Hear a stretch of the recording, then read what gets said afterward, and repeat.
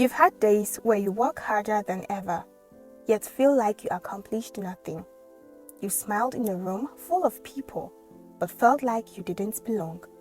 You've chased achievements, relationships, validation, and still ended up with the same gnawing feeling. It's not enough. I am not enough. And the truth is, you're not alone.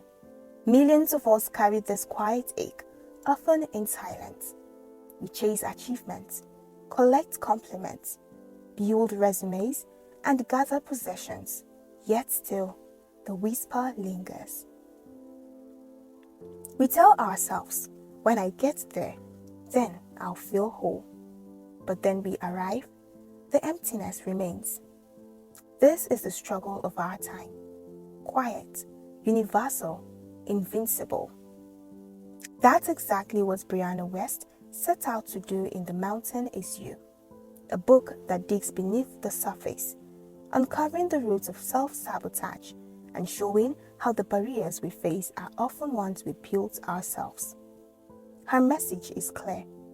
The mountain in your way isn't an enemy, it's you. You built it, and you also hold the power to climb it. This book wasn't written from a place of perfection. Brianna Wiest wrote The Mountain Is You from the trenches of her own self-doubt. In her 20s, she was celebrated for her words, yet privately wrestled with the same inner walls her readers faced. She knew what it was like to achieve and still feel unworthy. To watch opportunities slip away because fear drove her to sabotage them.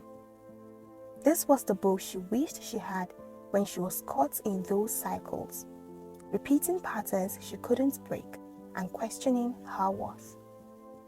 Every page carries her reflections and vulnerable truth, and it's from this lived experience that the heart of the book takes shape. Here are 6 powerful lessons on self-sabotage, healing, and the journey towards becoming who you were meant to be. Brianna's first revelation is disarming. Self-sabotage isn't weakness, it's protection. We procrastinate, overreact, avoid intimacy, or hold ourselves back, not because we don't care, but because deep down we fear what comes next. She admits, when she wrote about these patterns, she wasn't speaking to an audience, she was writing to herself. She knew the sting of holding back when everything inside you wanted to move forward. Every destructive habit is actually a misguided form of safety. The mind whispers, if I never try, I can't fail. If I never love fully, I can't be abandoned. The irony, the shield becomes the prison. Lesson 2.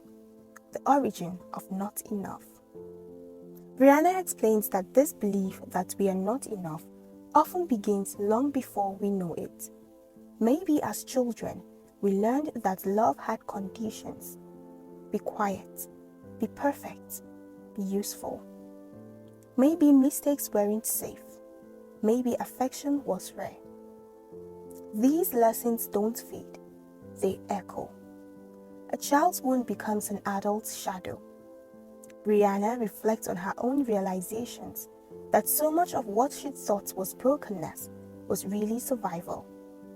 Her fear wasn't irrational, it was a learned response to environments that didn't feel safe. When you understand this, something shifts. You stop blaming yourself.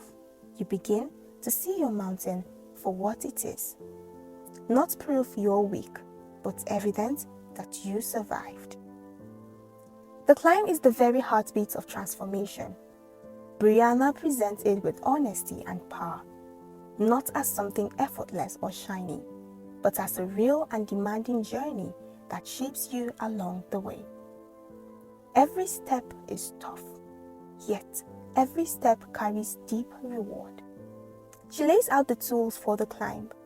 Radical honesty. Admit the ways you've been self-sabotaging without sugarcoating. Belief reprogramming. Replace I can't with I can learn. Emotional presence. Instead of numbing your pain, sit with it. Pain is information, not punishment. And here's the hard truth Brianna shares. Your life is going to cost you your old one. To climb, you must shed identities built on fear. You will leave behind patterns, relationships, even parts of yourself that once felt essential. It's painful, yes, but it's the pain of growth, not the pain of staying stuck. At the peak of this climb is the revelation. You were always enough. Brianna shares that the mountain is not an enemy, but a teacher. Every act of self-sabotage carried a message. Every fear was a lesson. When you stop running from yourself, you see what was always true. You are not broken. You are not lacking. You are whole, even here, even now. This doesn't mean life will be easy, but it means you no longer fight yourself. And when you stop fighting yourself, you finally have the strength to live fully. This is the call to rise that Brianna Wiest leaves us with. The mountain is you, and you were never meant to live at the bottom, wondering if you are enough. You were meant to climb, to rise, to break through. Every step, every stumble, every moment of doubt, it all leads to one place, the discovery that you've always been enough. So when that old voice whispers again, you are not enough, don't shrink. Look up, see the mountain, start climbing. Because at the top, you don't just find success, you don't just find healing, you find yourself. If this resonated with you, read The Mountain Is You by Brianna Wiest.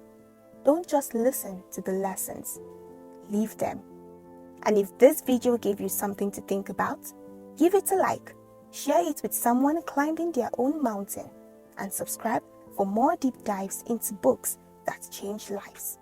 Your climb starts here.